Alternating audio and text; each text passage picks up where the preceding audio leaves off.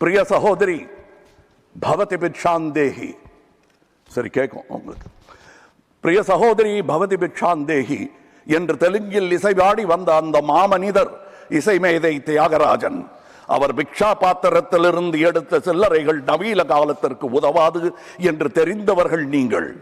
நீங்கள் வெள்ளைக்கார கல்வி கற்றது கண்டிப்பாய் கற்பூர புத்திதான்.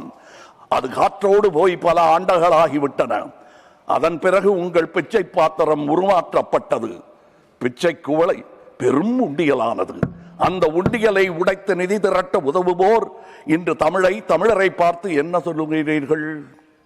தமிழ் பிச்சை எடுக்க கூட உதவாதா? ஓரளவு உண்மைதான். ஒரு தெற்கத்தி அறிவுரை தங்காய்.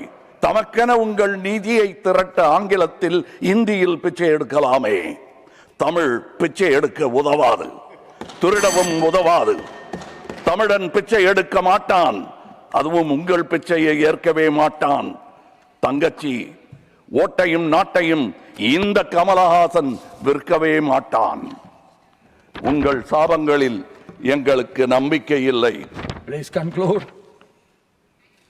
உங்களுக்கு இருக்கக்கூடும் என்ற நம்பிக்கையில் நீங்கள் உணர என் திட்டத்தை சாபமாய் போடுகிறேன்.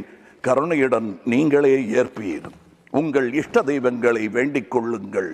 பகுத்தறிந்த தமிழ்ச்சித்தன் கூற்று இது. வினை உம்மை சுடுக, என்றும் எங்கள் நாடு நீடூழி வாழும். வினை உம்மை சுடுக, ஓட்டப்பம்பும் வீட்டை சுடுக. வந்தீர் வென்றீர் செல்வீர். இது உலக நியதி, அரசியல் நியதியும் கூட. வீழ்க வளமுடன், தமிழ் என்றும் வாழும் நலமுடன். வணக்கம் அவை வந்தடைந்த தலைவர் கூட்டத்திற்கு.